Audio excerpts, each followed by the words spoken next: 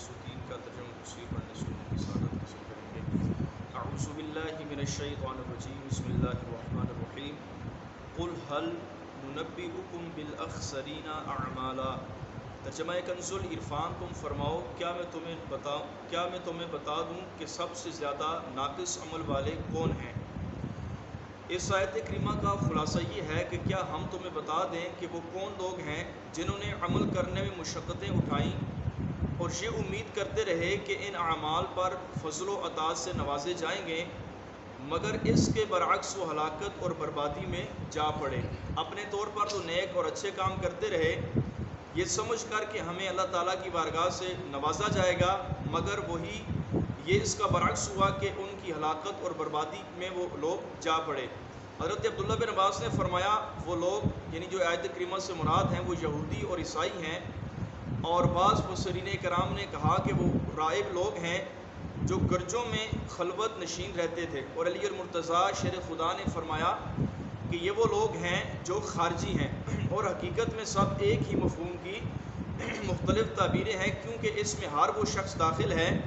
جو عبادت یا ظاہری اچھے اعمال میں محنت اور مشقت تو کرتا ہے، لیکن اس کے ساتھ کسی ایسی چیز کا بھی مرتکب ہوتا ہے جس سے اس کا وہ عمل مردود ہو جائے، جیسے کفر کرنا، اور ایسے ہی بظاہر نیک اچھے اعمال تو کرتا ہے، دین کے اندر محنت مشقت تو کرتا ہے، لیکن اس کے عقائد نبی پاک کی ذات کے بارے ہی میں درست نہیں، صحابہ کرام کے بارے میں ہی درست نہیں، یا قرآن کریم یا ذات باری تعالیٰ ہی کے بارے میں درست نہیں، تو فرمایا یہ اس کے اعمال بھی مردود ہو جاتے ہیں۔ تو جو بد مذہب ہیں، بعض اوقات ہمیں بد مذہب بہت زیادہ نیک اچھے اعمال کرتے ہوئے نظر آتے ہیں، بہت زیادہ دین کی خدمت کرتے ہوئے نظر بھی آتے ہیں، ہمارے ناقص لوگ جو ہیں وہ بعض اوقات ان کی تعریفیں بھی کر رہے ہوتے ہیں، تو فرمایا کہ جو ہے اگر ذات باری تعالیٰ یا نبی پاک یا اسلام کی کسی بھی چیز کے متعلق عقیدہ درست نہ ہو تو ظاہراً بھلے جتنے بھی نیک اچھے اعمال ہوں وہ اللہ تعالیٰ کی بارگاہ میں قابل قبول نہیں ہیں۔ فرماتے ہیں آیت کریمہ سے اشارتاً معلوم ہوا کہ کسی کے ظاہری اچھے اعمال ہونا اس کے حق پر ہونے کی دلیل نہیں ہوتی۔ صحیح بخاری شریف میں تو خارجیوں کے متعلق نبی پاک علیہ الصلوۃ والسلام نے صحابہ کرام سے صراحتاً ارشاد فرمایا تم اپنی نمازوں کو ان کی نمازوں کے مقابلے میں اور اپنے روزوں کو ان کے روزوں کے مقابلے میں حقیر جانو گے، اور یہ قرآن پڑھیں گے لیکن قرآن ان کی حلق سے نیچے نہیں اترے گا، یہ دین سے ایسے نکل جائیں گے جیسے تیر شکار کرنے کے لیے اپنی کمان سے نکل جاتا ہے۔ تو بعض اوقات ان کے روزوں پر، ان کی نمازوں پر، ان کے قرآن پڑھنے پر ہم تعجب کر رہے ہوتے ہیں، کتنا اچھا قرآن پڑھتے ہیں، کتنی زیادہ نمازیں پڑھتے ہیں، دین کی تبلیغ ہوتی ہے،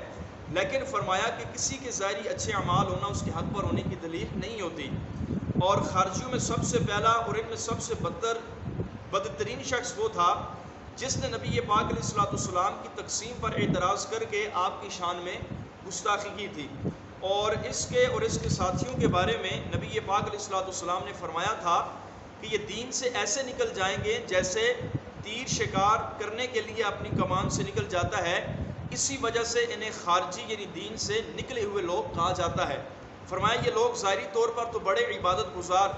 شب بیداری کرنے والے، ان کی عبادت و ریاضت تلاوت قرآن میں مشغولیت کو دیکھ کر صحابہ کرام بھی حیران ہوتے تھے، لیکن ان کے عقائد و نظریات انتہائی باطل تھے۔ ان کا ایک بہت بڑا عقیدہ یہ تھا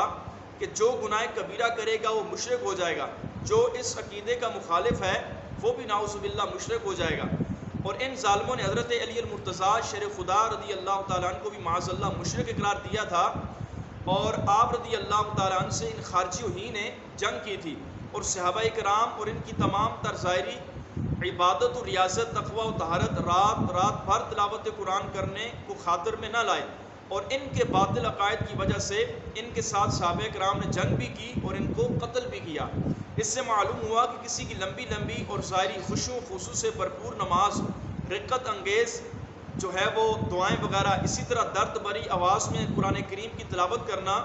اللہ تعالیٰ کی گرفت اور اس کے عذاب سے ڈرانے والے واعظ اور نصیحتیں اور دیگر نیک اعمال اس وقت تک قابل قبول نہیں ہوتے جب تک بندے کا عقیدہ جو ہے یہ درست نہ ہو، کہ عقیدہ اعمال کے قبول ہونے کی پہلی سیڑھی ہے، جب پہلی سیڑھی ہی درست نہ ہوگی تو بندہ آگے نہیں بڑھ سکتا. لہٰذا شخص کو چاہیے کہ وہ بد عقیدہ اور بد مذہب جو لوگ ہیں ان لوگوں کی کثرت عبادت، تقوی و طہارت اور دیگر نیک اعمال جو ان کے نظر آتے ہیں، ان نظر آنے والی چیزوں سے ہرگز بھی متاثر نہ ہو، اور نہ ہی ان چیزوں کو دیکھ کر ان کی طرف مائل ہو اور نہ ہی ان کی تعریف کرے، بلکہ ایسے لوگوں سے ہمیشہ دور رہے